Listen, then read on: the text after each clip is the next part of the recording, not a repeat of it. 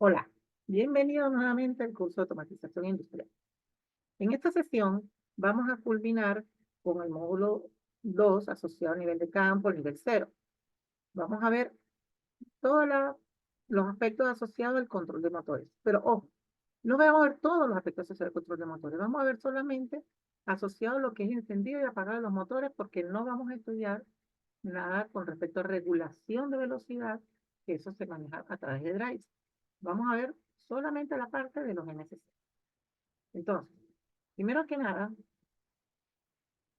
como les estaba comentando, ya nosotros estudiamos toda la parte de sensores, clasificación, los actuadores, y vamos a trabajar con estos aspectos, el control de motores, los relevadores y el... Usted dirá, relevadores, ¿por qué tenemos que hablar de los relevadores? Hemos hablado, no hemos hablado de relevadores en el curso, y de hecho toda la automatización se inicia a raíz de los relevadores. Los controles originales de automatización están hechos a través de puros relevadores, o sea, no había PLC, y de hecho por eso es que, voy a hablar un poquito más adelante de eso, cuando hablemos de los temas de software y hablamos del lenguaje escalera, el lenguaje escalera es una representación de los relevadores. Pero esta vez no vamos a utilizar los relevadores como elementos de control, lo vamos a utilizar como elementos de control y potencia, no solamente control. Entonces, ¿qué es un relevador físicamente? Es esto que vemos aquí, ¿no? La representación eléctrica es una bobina con unos contactos. ¿De qué nos sirve esta? Es solamente para aislar. Nosotros aquí podemos tener unas tensiones y por aquí podemos manejar tensiones diferentes. Y este relé, por ejemplo, este relevador, puede ser de 110, puede ser de 24 voltios, ¿ok? Puede ser AC, puede ser DC, y aquí, en estos contactos, puedo tener también cualquier tipo de alimentación. Entonces, nos ayuda para poder generar unos cambios a nivel de contactos en diferentes elementos con diferentes tensiones. ¿Ok? Dejémoslo hasta ahí. Usos. N. Cualquier instalación, toda instalación eléctrica va a tener un relevador en cualquiera de sus formas. Entonces, lo cierto es que aquí vamos a tener este, corriente o tensiones diferentes y aquí lo que vamos a hacer es interrumpir o abrir o cerrar el paso de corriente eléctrica. Básicamente es eso. Pero en esta parte, como les estaba comentando, no vamos a centrar en la parte de control, sino vamos a centrar en la parte de potencia. Entonces comenzamos a ver relevadores como este, que si bien es un relevador igual, porque tiene una bobina y tiene contactos, la diferencia de ellos es que manejan corrientes mucho más altas. ¿Sí?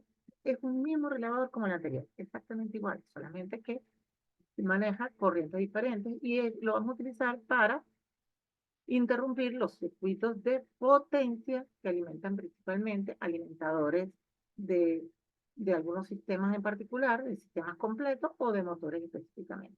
Es importante que ellos también van a tener unos contactos de control. Normalmente, los contactores, lógicamente, están diferenciados en función de la potencia y manejan diferentes potencias. Pueden haber contactores tan pequeños como muy gigantescos y simplemente varía con respecto a la potencia que van a suministrar y la corriente que van a interrumpir. Obviamente, estamos hablando de que esto es con pleno funcionamiento, o sea, está la corriente circulando y él tiene que tener la fuerza suficiente para poder abrir el circuito. ¿Ok? Y lógicamente soportar las corrientes tan altas que pudiera ser, tan alta o tan baja. Entonces, normalmente, ¿qué vamos a tener? Un contacto seco, una bobina, igual como en un relevador normal, y fíjense ustedes que cuando estamos hablando de elementos de potencia, normalmente son trifásicos, por eso es que tenemos tres contactos de potencia, y normalmente podemos tener uno o dos o tres, dependiendo del contactor que se adquiera, contactos auxiliares que son utilizados para el control. Y ya vamos a ver algunas de sus aplicaciones. Aparte de esto, vamos a estudiar los relés térmicos. El relé térmico se puede considerar un relevador. Podríamos pensar que no. ¿Por qué? Porque no tiene bobina. Pero al final de cuentas, también se utiliza dentro de la estructura de potencia porque va a ser una protección térmica. Una protección térmica que tiene el, los contactos de potencia que entran por aquí y estos botones que tienen por acá por estos lados son la corriente, por decirlo de una manera, con qué va a disparar. Esto está asociado para proteger el motor cuando de repente hay un consumo excesivo. Él comienza a ver, epa, por aquí está pasando más corriente de la que debía pasar. Entonces, se va a calentar y va a abrir el contacto. Estos contactos que están aquí se van a abrir automáticamente y de paso también me lo va a señalizar por contactos auxiliares para informarse, mira, se disparó, se abrió el contacto. Tiene un botón de rearme y como le estaba diciendo, el ajuste normalmente es por estos impresores. ¿Ok? Podemos tener aquí un selector para decir si el rearme es manual o automático o manual. Porque, ojo, no todos son así de esta forma. Este es un ejemplo, pero es normal conseguirse algunos que tienen un selector que te dice, mira, va a rearmar automáticamente, o sea, eso quiere decir que se dispara y se rearma, o necesito ir físicamente al sitio para darle este botoncito, pero eso lo que quiere decir es que obliga al mantenedor a ir al sitio e identificar que pudo haber generado las fallas. No tiene ninguna gracia que yo simplemente rearme y no evalúe qué condición es la que está generando esta situación. Entonces, como le digo, tiene contactos auxiliares y tiene los contactos de fuerza. Después entonces tenemos otro elemento más, que sí es un relevador, pero en este caso un relevador temporizado. Este relevador temporizado se utiliza, y vamos a verlo en aplicaciones en particular. Esto es lo mismo que un delay.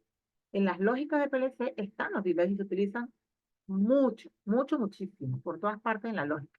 Pero en los circuitos de potencia puede ser que yo necesite colocar un delay para alguna aplicación en donde no voy a instalar un PLC.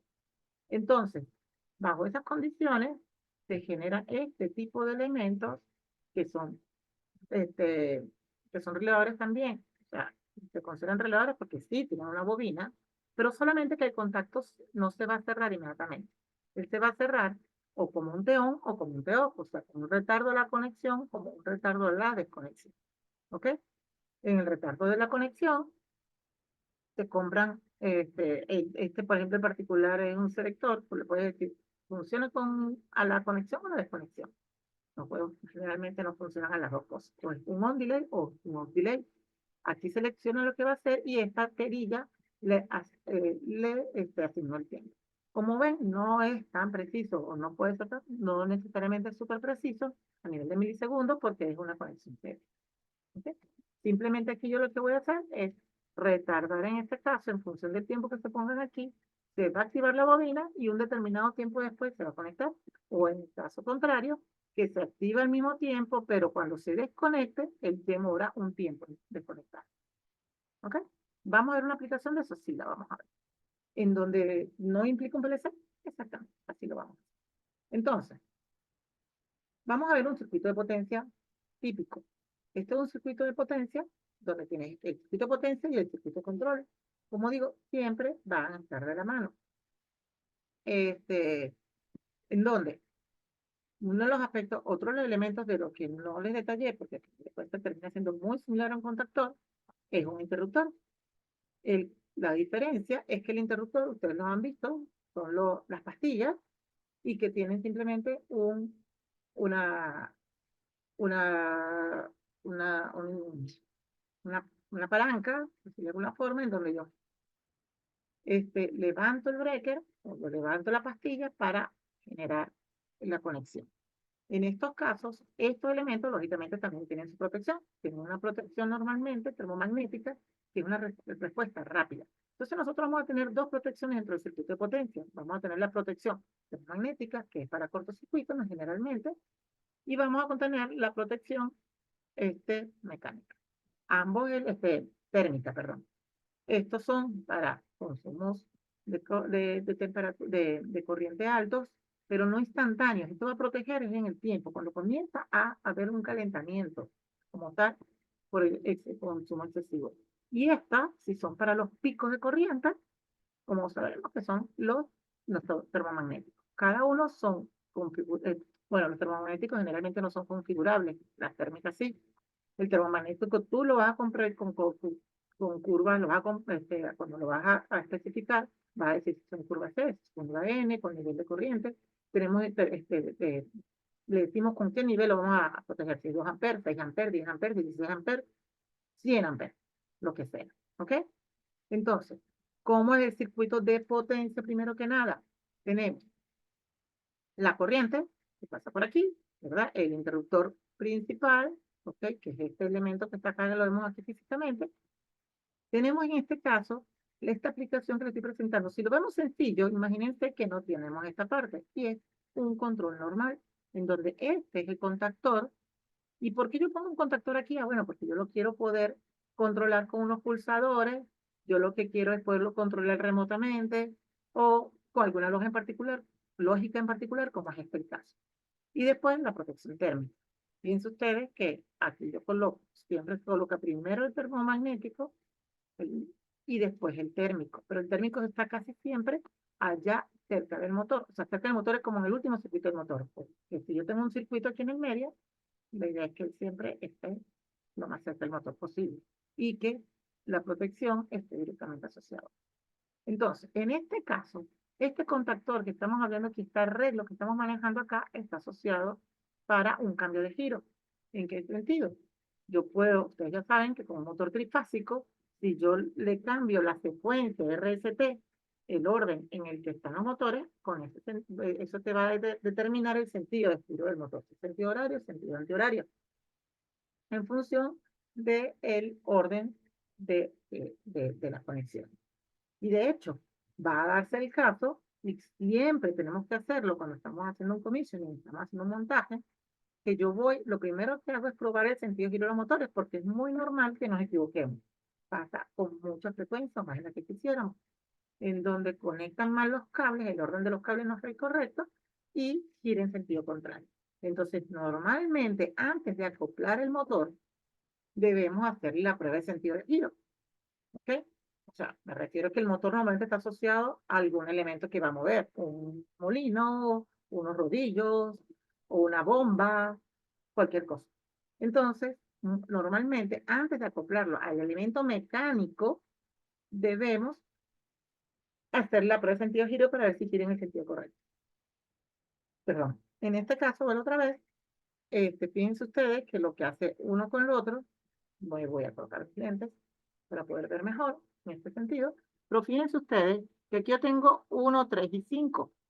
Entonces, en este caso, línea 1, en el caso del primer contactor, que estamos diciendo que está girando en el sentido hacia la izquierda, es 1, 3 y 5 de esta forma lineal.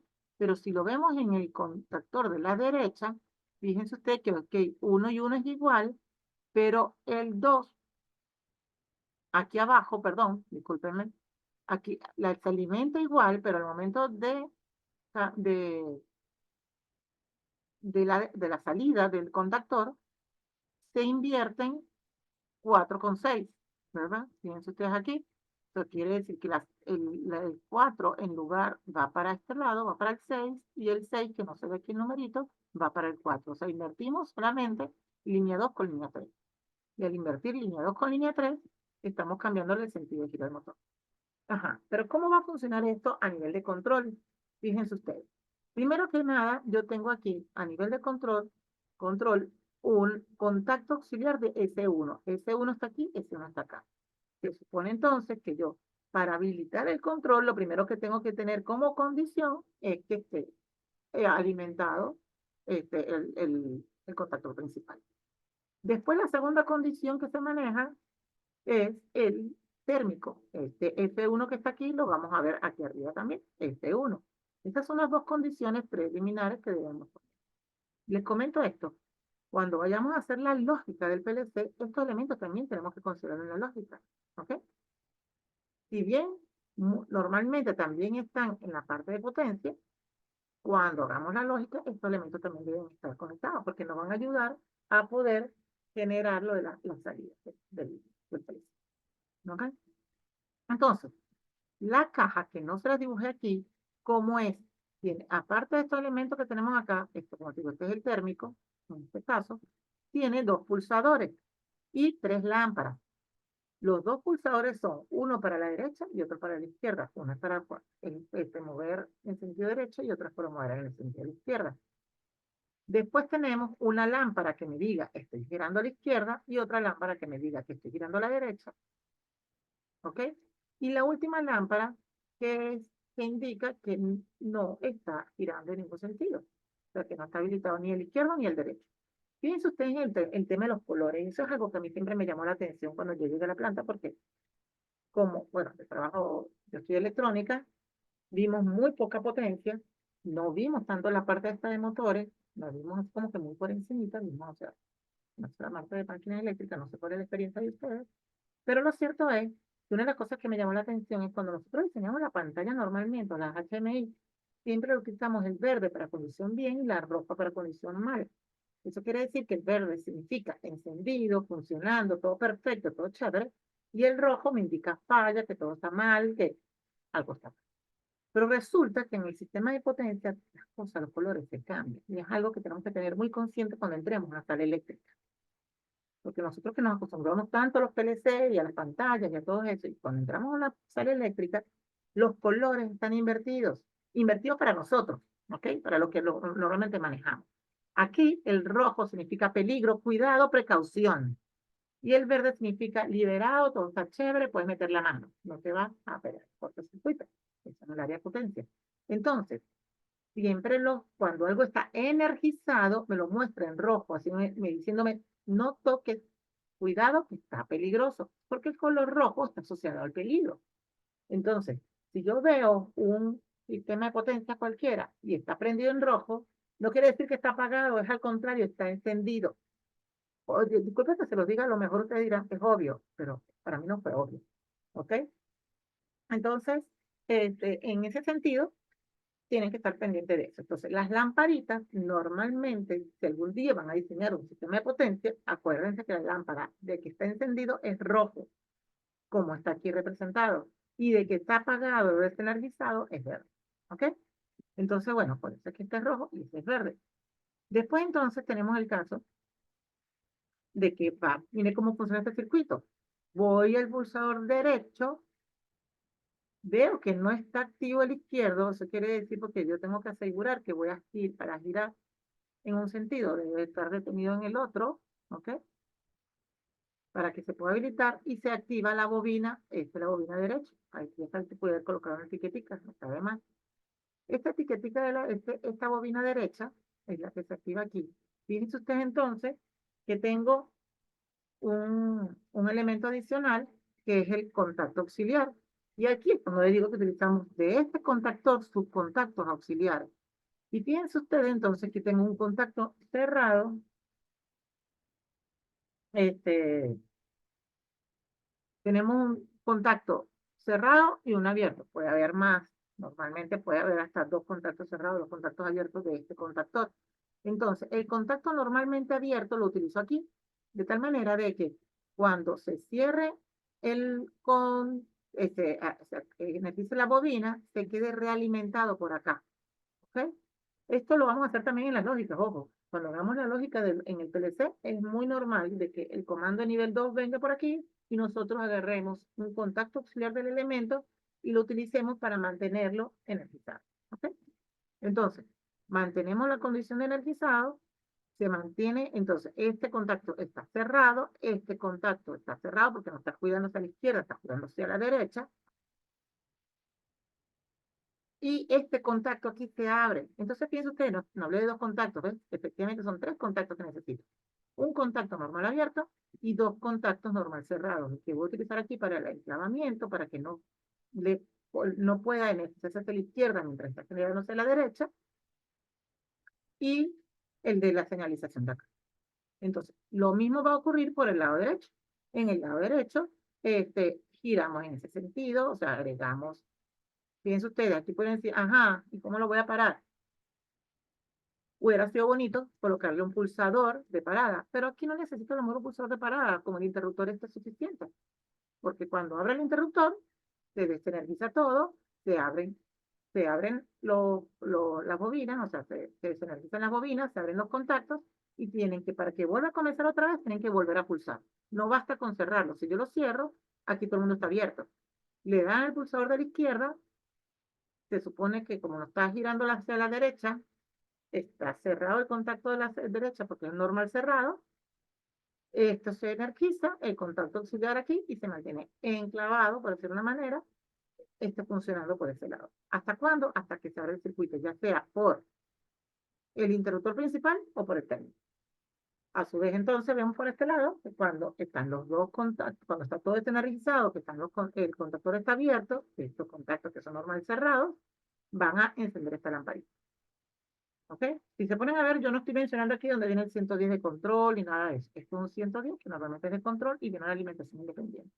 Pasa muchas veces cuando veamos tableros de este tipo, en que de los 440 hay un transformador de 110 para alimentar el control. ¿Ok? Y yo creo que sí tenemos un ejemplito de eso un poquito más adelante. ¿Estamos de acuerdo por aquí de lo que es un control de motor trifásico con cambio de eje?